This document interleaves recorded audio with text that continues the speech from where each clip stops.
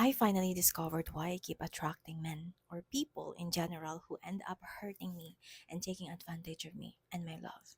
And if you're in the same boat, listen closely because this might shift how you see yourself, your relationships, and even your self love. It started with me asking the hard question: why do I keep attracting men who break me, leave me empty, or cheat on me? The answer showed up in patterns. Every man I loved seemed to say the same things. I love you because you're kind, you're warm, you see me, you understand me. Basically, they loved me because in my presence they felt seen, like someone finally noticed the parts of them they kept hidden. But here's the twist: that very same thing that made them love me became the reason they left me.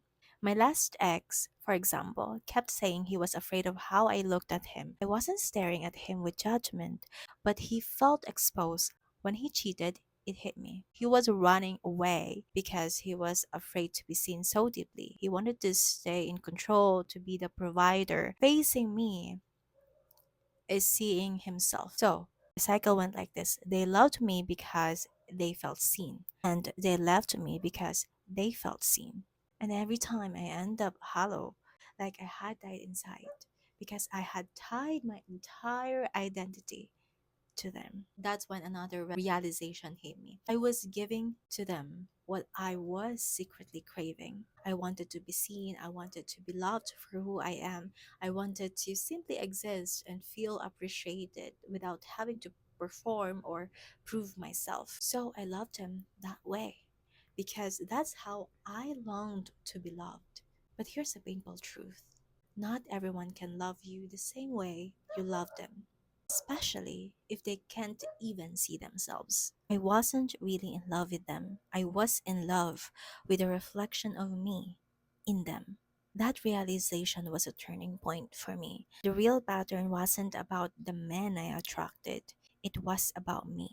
I was pouring into others the very thing I needed to pour into myself. So I asked, why not love myself the way I love them?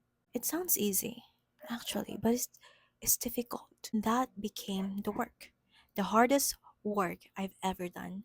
Learning to redirect that love, that perception, that devotion back to myself. To treat myself as both the lover and beloved. It's like you're training yourself, you're training your mind to redirect that attention from others to yourself. It's like being in a relationship with myself: awkward, raw, but healing. It's not easy, it's a process, but it's the only way I have stopped dying every time someone walked away. And that was the beginning of me consciously redirecting my longing back to myself. Every time I caught myself missing someone, wanting to text them or reaching out just because I felt bored, depressed, or lonely, I stopped and asked, wait, am I really missing them? Or am I just afraid of being alone with myself? It wasn't about forcing myself, but disciplining myself, gently reminding, you're not lonely.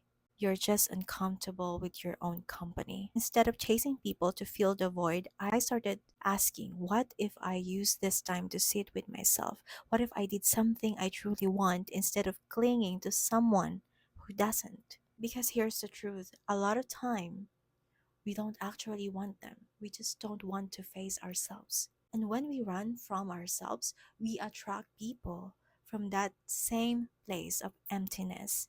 That's why the cycle starts. That's why it keeps repeating: the unhealthy cycle of relationships and love. So, the real work is this: stop outsourcing your wholeness. Sit with yourself.